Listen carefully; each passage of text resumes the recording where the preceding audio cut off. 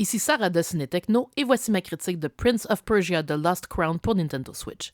Le jeu est développé par Ubisoft Montpellier et est publié par Ubisoft. Il sera disponible à partir du 18 janvier 2024 et on le retrouve également sur PlayStation 4, PlayStation 5, Xbox One, Xbox Series, PC et Amazon Luna.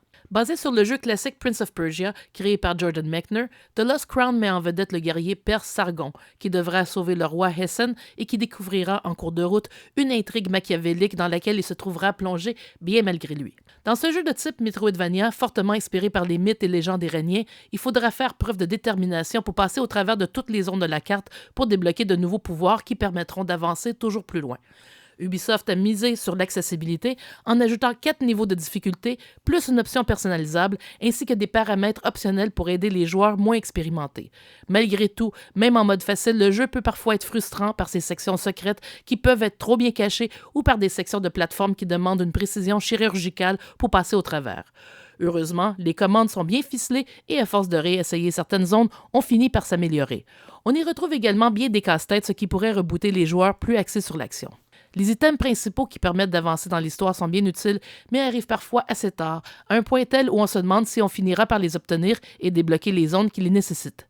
En plus de ces pouvoirs, on peut trouver ou acheter dans le jeu des amulettes qui peuvent faciliter la tâche du joueur, comme un oiseau qui chante à proximité des endroits cachés ou une amulette permettant de réduire les dégâts des ennemis ou bien d'augmenter l'effet de ses propres attaques. Il est dommage que l'on ne puisse pas équiper davantage de ces amulettes car le nombre de places disponibles est limité, surtout une fois une amulette améliorée à la forge.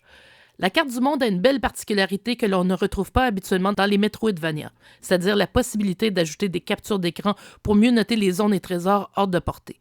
Comme c'est souvent le cas, chaque zone de la carte est d'une couleur différente pour mieux la distinguer des autres. Des portails de téléportation sont éparpillés un peu partout sur la carte pour plus facilement se déplacer d'une section à une autre. La sauvegarde automatique est notamment assurée par des visites à des arbres spéciaux où l'on peut également équiper certains pouvoirs et les amulettes. Visuellement, le jeu est très beau en 2.5D. Le chara-design de Sargon est bien pensé sans être une copie conforme de celui du héros des anciens jeux de Prince of Persia publiés autrefois par Ubisoft.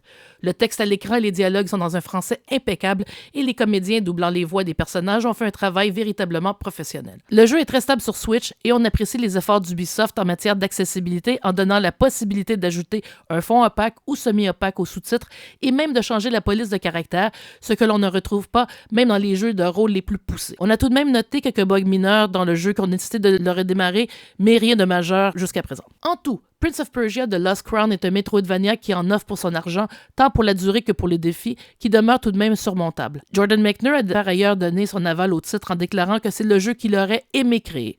Après environ 3 ans et demi de développement, l'équipe d'Ubisoft a réussi à relever le défi de faire revivre la série de Prince of Persia dans un genre auquel le studio n'est pas habituellement associé.